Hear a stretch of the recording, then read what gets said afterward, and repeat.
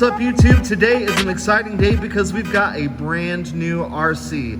This is a Redcat Rampage XR 2-stroke 30cc gas rally car. Check it out. So I just got this thing yesterday. I bought it online. I've been looking for another 5th scale 2-stroke definitely, because it's going to be a 2-stroke summer, guys. So I picked this thing up. I've always liked the look of them. They have pretty good reviews, and you know, the price was right, so I thought, why not? Let me, I just got this thing, so I haven't done anything to it other than charge the battery, hook everything up, and get it pretty much ready to go. So let me show you just a few things that I like, some of the things I dislike, and we'll get this thing started and broken in. All right, so here it is under the hood. So like I said, I haven't done anything to it other than just get it ready. I put the battery in it, charged the battery, put the battery in it, hooked up all the electronics, oiled the air filter, but like I said, I mean, I haven't even put fuel in this thing yet.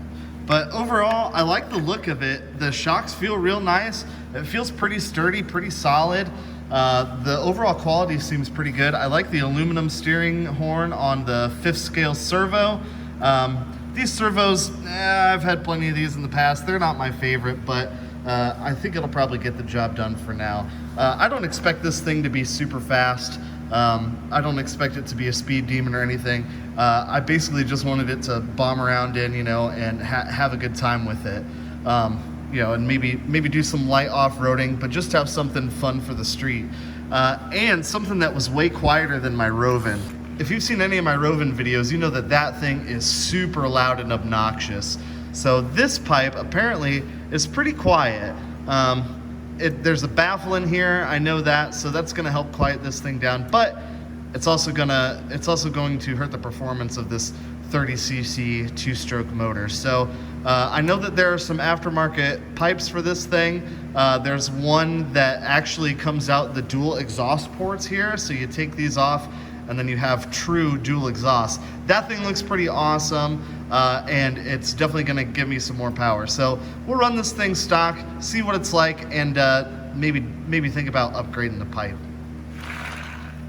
Looking over at this side, anyone that knows anything about 2-strokes, this is all gonna look pretty familiar here. So we've got the radio control in here. So this is where our battery is and our receiver. I also put a fail-safe in this just because, you know, if this thing gets out of range or if I have a problem with the radio, I don't want this thing going full speed into something or someone and hurt the car or hurt someone else.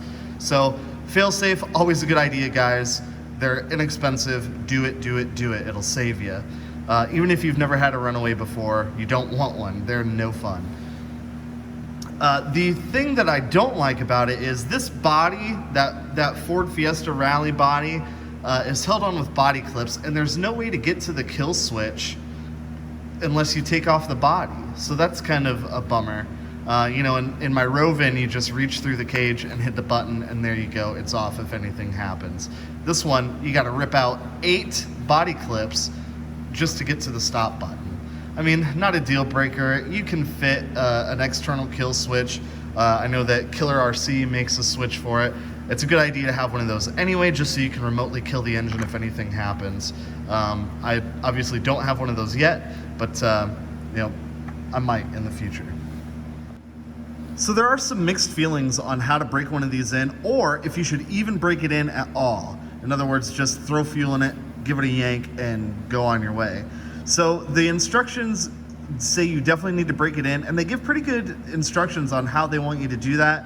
It's a little tedious. I've broken in a few of these engines now, and I'm gonna use my method, which is fill it up with fuel, run it 15 minutes at idle, shut it off, let it cool down for about 10 minutes or so, do it again, another 15 minutes, give it just a little bit of throttle, shut it off for another 10 minutes, fill it up one last time, yank it, get it warm, and maybe do some half throttle pulls, and then shut that down, fill it up with fuel again, let it cool down, and then you should be good to go. So that's my break-in procedure. You guys do whatever you want. I know that, like I said, you know, break-in procedures are kind of like opinions. Everybody's got one.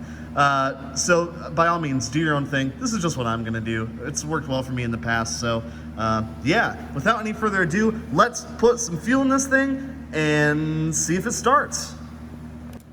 So a lot of people are saying that the vent holes on this cap are too small, and from the looks of them, they definitely look too small. So a good way to see if your tank is going into a vacuum is to check the bowl over here on the carburetor, or the priming bulb.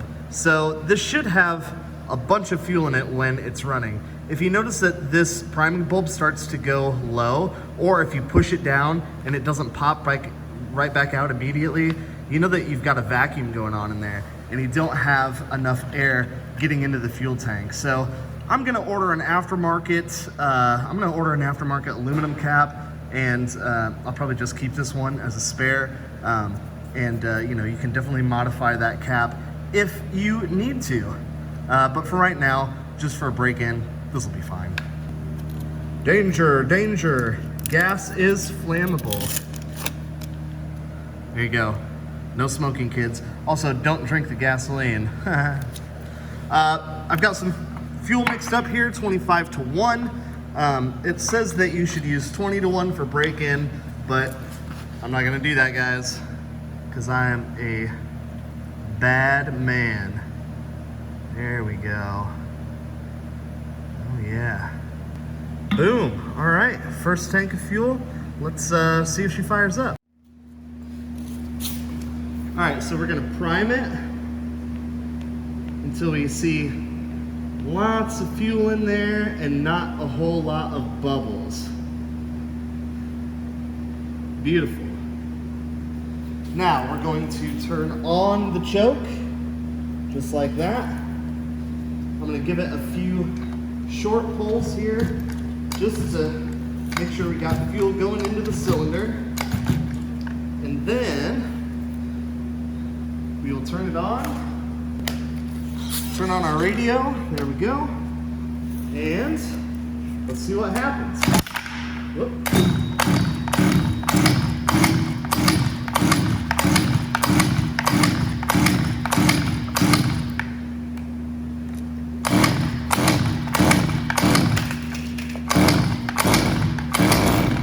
Here we go.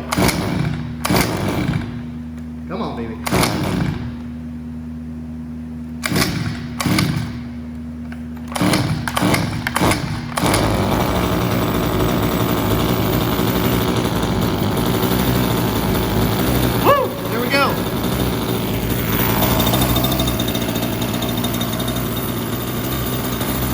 There it is. Definitely a lot quieter than the Rovan, but still makes a pretty nice noise. All right, I'm gonna give this about 15 minutes, and then we'll see what it looks like after that. All right, remember guys, if you're doing this inside, don't be dumb. Open a door. You need to get, that two-stroke exhaust is not any fun, so yeah. Should go without saying, but just FYI. All right guys, I just ran it for 15 minutes. Now I'm gonna let it cool down for about 10 minutes or so, and we'll see what it goes. No hiccups on the first heat cycle. Sounds good. Started pretty easy once I got fuel into the thing. Yeah, I like it. Like I said, that pipe is nowhere near as loud as the Rovan, but it sounds cool. I dig it. And yeah, so now I'm gonna let it cool off, and we'll do it again. Only this time we'll rev it up just a little bit. All right, second tank of fuel. I'm gonna give it just a little bit of throttle.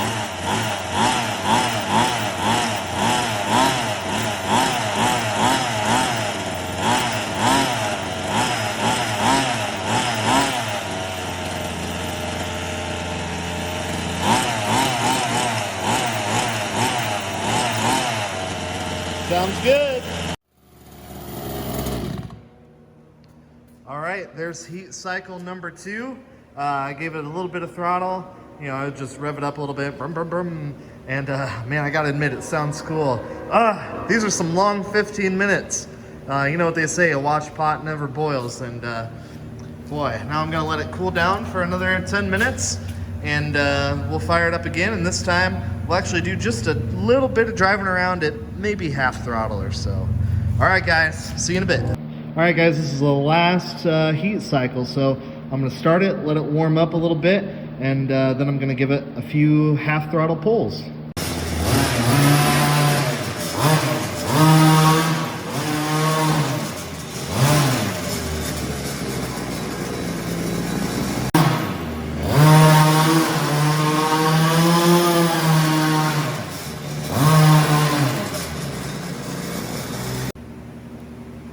All right, so that is the third heat cycle done.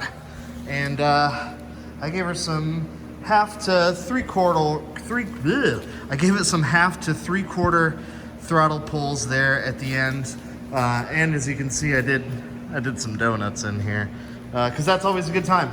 But you know, it's a good place to do it if you've got a wide open area, you know, just drive around in circles at half to three-quarter throttle to get her broken in. So that was the last heat cycle. I'm going to let it cool for 10 minutes, and then I've got a little bit of fuel left in the tank, and I'm probably gonna do just some pulls, just open it up all the way and do some full throttle pulls. Nothing crazy for today. All right, that's gonna do it for this one, guys. What do you think? This thing is pretty awesome. I'm pretty happy with it so far. So I'm excited to see what it does under full throttle. It's not going to be a speed demon by any means, but hey, if Indoor Donuts is anything to go by, this thing is pro at it already. So yeah, we've got some pretty exciting stuff coming up. Like I said, it's going to be a two-stroke summer, so things are about to get crazy. You're going to want to stick around for the very next video. One, where we take this thing ripping, and two, we've got a new surprise for you. So make sure you stick around for that, guys. If this is your first time checking out the channel, welcome. I'm glad you found it. We like to do RC shenanigans like this on the regular. Don't let the name 10 scale garage fool you. We like to do 5th scale stuff as well. And, you know, 8th scale, whatever. We like everything RC, so if you are the same, welcome, man. We're your family. All right, we'll see you next time, guys. Peace.